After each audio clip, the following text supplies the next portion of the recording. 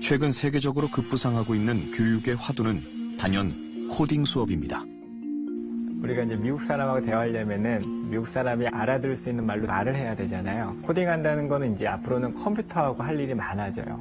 이 아이가 의사가 되든 요리사가 되든 자기가 알고 있는 지식을 인터넷 컴퓨팅 위해서 제품과 서비스를 만들려면 그 매개체가 소프트웨어가 되기 때문에 그런 컴퓨터하고 뭔가 이렇게 소통을 해야 되는데 컴퓨터가 알아들을 수 있는 말로 알아들을 수 있게 글을 쓰는 거죠. 몇 해 전부터 아이들에게 코딩 수업을 실시하고 있는 경기도 화성의 한 어린이집. 코딩도 있고요. 그다음에 VR도 있고 3D 펜, 그다음에 코볼, 여러 가지 그 코딩하고 접목된 언플러그드 활동을 다양하게 하고 있습니다. 어렸을 때부터 컴퓨터의 언어를 이해하는 방법을 익혀주고 싶어하는 엄마들의 관심이 뜨거운데요. 지금 열풍이에요. 지금 학원이며 뭐며 어렸을 때부터 잘 갖춰놔야지만이 나중에 사교육도 많이 필요가 없게 되고 자연스럽게 학교에서도 이제 공교육화되면서 그걸 이어갈 수 있게 해주는 게 어른들이 해줘야 될 몫이 아닌가라는 생각이 듭니다. 올해부터 중학생들을 시작으로 코딩 의무 교육이 실시됩니다. 4차 산업혁명 시대를 맞아 컴퓨터를 통한 문제 해결 능력과 창의성을 길러주자는 의도에서 실시된 코딩 의무 교육. 하지만 교육 개정을 앞두고 이런저런 걱정도 많은 것이 현실입니다. 2015 개정 교육 과정에서 제일 마지막에 한 줄이 나와 있었어요. 34차시 이상이라는 문구가 한 줄이 나와 있었거든요. 많은 학교들이 34시간만을 준비를 하고 있다는 거죠.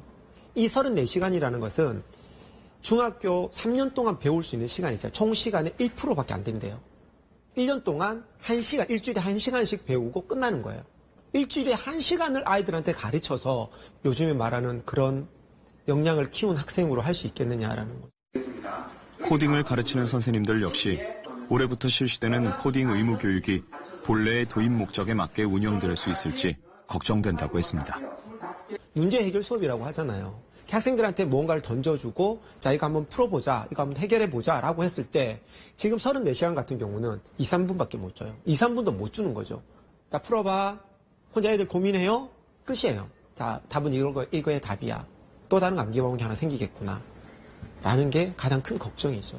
국영수하고 도입하는 방식, 교육하는 방식은 똑같은 거예요.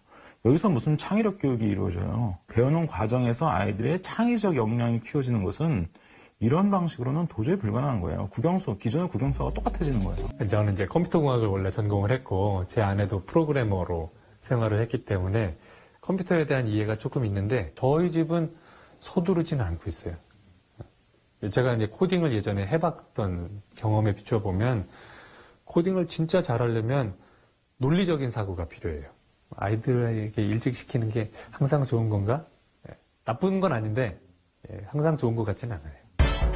최근 색다른 방식으로 코딩을 가르치는 한 아버지가 인터넷상에서 화제가 됐습니다.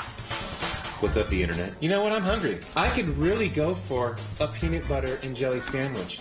Okay. Do you guys think you can write down some instructions and teach me how to make a peanut butter and jelly sandwich? Yeah. Dad, I'm done. Step 1. Get 2 pieces of bread out. Got 'em. Get a butter knife and get some PB. Take 1 piece of bread, spread it around with the butter knife. No, Dad, with the peanut butter. I'm just doing what it says. It says take 1 piece of bread, spread it around with the butter knife. Hold on. Get some jelly, rub it on the other half of the bread. No, Dad, open the jelly. Well, it doesn't say to do that. Put the bread. 샌드위치를 만드는 과정을 논리적으로 세분화해서 아이들이 설명하게 하는 훈련. 아이들에게 직접적인 컴퓨터 언어를 가르치는 대신 코딩의 원리를 가르치는 겁니다. Take 1 piece of bread and take the butter knife that has the peanut butter on it and spread it all over the top of the piece of bread. Dad, That's the top. I mean the sides. Squirt some on another piece of bread. Take the butter knife, rub it all over the top of the piece of bread. I quit. You're not making any sense. Sorry, you ruined it on purpose. He knows how to make one. 한편 삼형제를 키우는 김용성 씨도 샌드위치 코딩에 도전해봅니다. 빵 위에 딸기잼을 바르는 칼로 바른다? 뭘? 딸기잼을 바르는 칼. 근데 뭘 바른 게 없어요. 아, 잠깐만. 또 다른 빵에 땅콩 버터를 바른다. 또 다른 빵에 땅콩 버터를. 아, 잠깐만. 왼손으로 딸기잼을 잡는다. 오, 엄청 정교해. 오른손으로 딸기잼 뚜껑을 잡아 연다. 오, 엄청 정교해. 숟가락을 든다. 어. 빵 하나를 움직이지 않게 왼손으로 잡는다. 잼 바르는 숟가락을 버터에 넣는다. 어떻게? 여는 딸기잼을 열었는데. 오케이. 해보자. 버터와 딸기잼 뚜껑을 두 손으로 연다. 버터와 딸기잼을? 책상에 놓고 빵 두 개를 꺼낸다. 딸기잼을 오른손 두 번째 손가락으로 빵의 한 면을 모두 다 바른다. 빨리 이건 아니야. 그래, 어차피 뭐.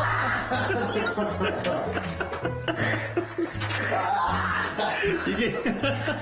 나머지 바르지 않은 빵을 왼손으로 들고 오른손 두 번째 손가락으로 버터를 한 면만 모두 바른다. 걸쭉해. 아빠 좋아, 이것도 재밌어. 오케이. 왼손과 오른손으로 두 빵을 들고 버터와 딸기잼을 바른 쪽으로 빵 두 개가 만나도록 붙인다. 나 이거 좋다. 컴퓨터와 경쟁하는 법이 아니라 함께 어울려 사는 세상을 준비시키고 싶었다는 아빠 김용성 씨.